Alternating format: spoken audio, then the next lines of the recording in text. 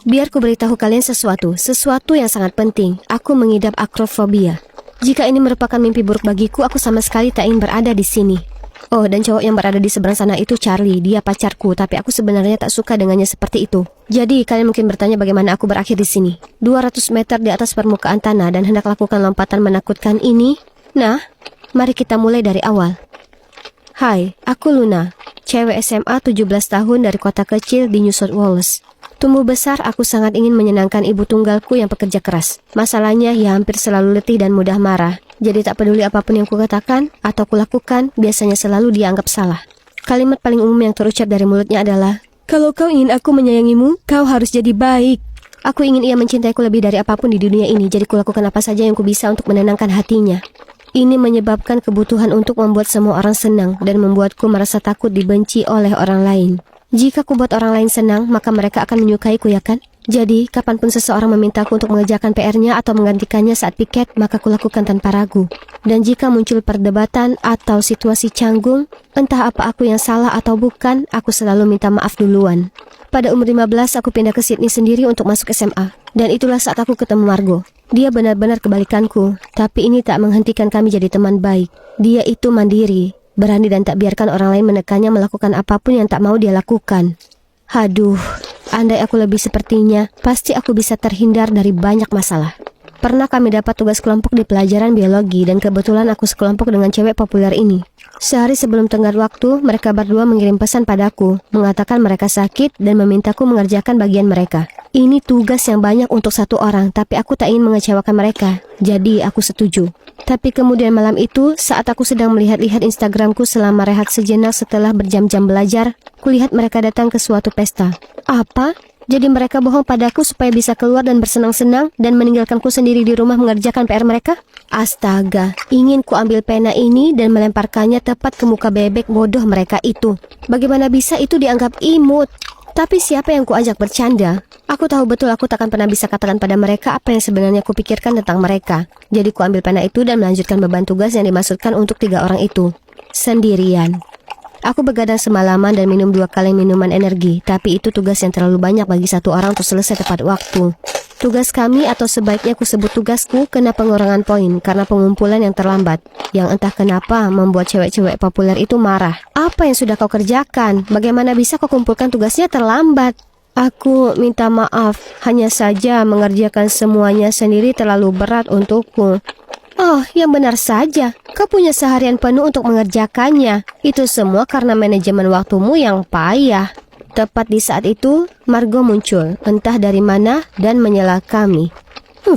Jika kalian begitu peduli dengan nilai kalian, maka kalian pasti akan bantu Luna menyelesaikannya. Bukannya malah pergi ke pesta tak jelas. Bagaimana kalau kulaporkan kalian ke guru supaya mencoret nama kalian dari... Margo, cukup. Maaf, jangan pedulikan dia. Kemudian aku menarik Margo pergi. Meminta maaf pada mereka itu hal konyol untuk dilakukan. Itu bukan salahmu. Aku tahu ini bukan salahku, tapi tak ada gunanya membuat keributan, ya kan? Baiklah, kalau begitu, akan kubiarkan kau sendiri dengan semua masalah yang kau timbulkan sendiri. Aku tak peduli lagi. Oh tidak, aku tak bermaksud membuat Margo marah. Aku langsung minta maaf padanya. Dia satu-satunya sahabatku. Lalu ku ajak dia minum milkshake untuk baikan. Seminggu setelahnya, di hari klub sukarelawanku berdagang limun untuk menggalang dana amal anak-anak, aku tiba-tiba merasa sakit. Oh tidak, aku terus beritahu semua orang di klub betapa pentingnya acara ini, tapi sekarang aku yang akan absen.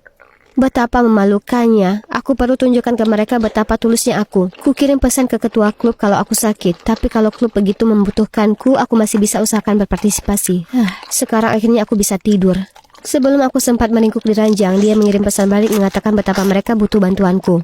Jadi akan baik sekali jika aku bisa datang. Oh tidak, apa aku harus menyeret diriku yang demam ini ke sana? Tak tahu harus berbuat apa, aku minta saran Margo, tapi dia menggertakku. Kalau kau tahu kau tak bisa datang, kenapa menyarankan sebaliknya? Orang-orang akan selalu memanfaatkanmu jika kau biarkan mereka. Jadi bilang saja kalau kau sakit dan tak bisa datang. Lalu dia bilang klub musiknya akan ada acara makan malam malam ini. Tapi dia sudah putuskan akan menikmati sesi memanjakan diri malam ini. Jadi dia langsung beritahu mereka kalau dia sudah ada acara. Margot benar.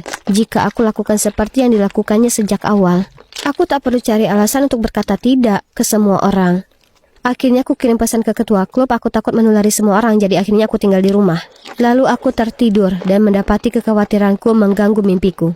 Hari berikutnya aku merasa lebih baik. Jadi setelah kelas, aku mampir ke klub. Tapi aku merasakan suasana aneh dari semua orang. Kemudian aku tanya ke ketua klub berapa banyak uang yang telah kami kumpulkan dari acara itu. Dia sungguh mengacukanku.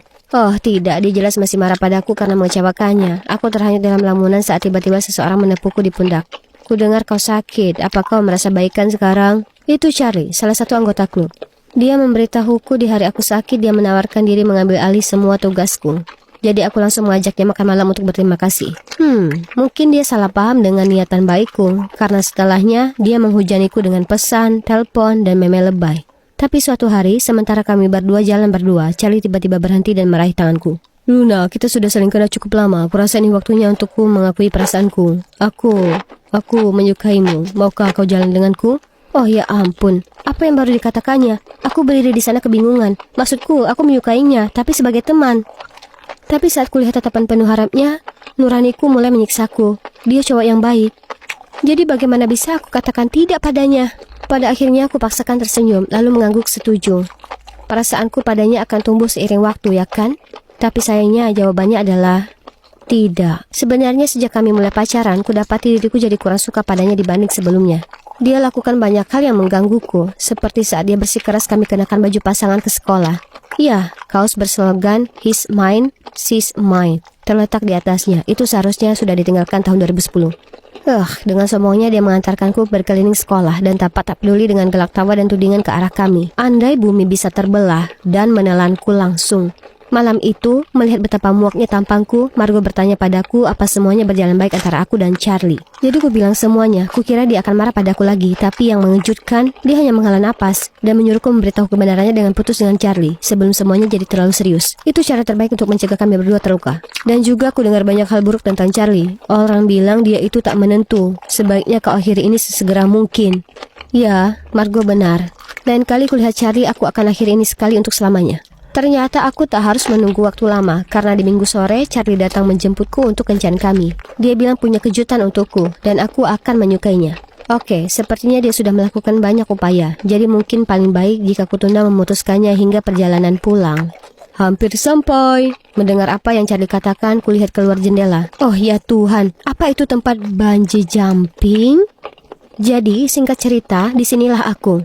200 meter di atas permukaan tanah, kakiku gemetaran seperti daun dan jantungku berdebar tak karuan. Aku hendak menangis ketakutan ketika tiba-tiba ku dengar musik romantis diputar di belakangku. Aku menoleh, melihat Charlie berlutut dengan satu kaki. Di belakangnya ada staf bermata jeli yang membawa mawar dan lilin sambil bergoyang mengikuti musik. Apa yang terjadi? Aku tahu kita masih SMA, tapi jangan khawatir, kita bisa menunggu sampai kelulusan. Luna, maukah kau menikah denganku? Apa? Apa aku tak salah dengar? Maksudku, aku ini baru 17 tahun. Melihat wajahku yang kebingungan, Charlie segera berkata, aku tahu kita masih SMA, tapi jangan khawatir, kita bisa menunggu sampai kelulusan. Kemudian mari kita gelar pernikahan terindah langsung setelahnya. Ini gila, aku berdiri di sana, terpaku di lantai tak tahu harus berbuat apa. Dan melihat semua orang memandangku dan menungguku membuat aku semakin merasa tertekan. Aku sedang coba pikirkan semua ini saat Charlie memasangkan cincin ke jariku. Oh ya Tuhan, aku harus apa? Aku harus apa? Ya, dengan gaya klasikku, aku tak melakukan apa-apa. Tanganku yang bodoh membeku di tempatnya. Dan pada akhirnya berakhir seperti ini. Tidak, aku tak bisa biarkan ini terjadi. Charlie, sebenarnya aku tak punya perasaan padamu.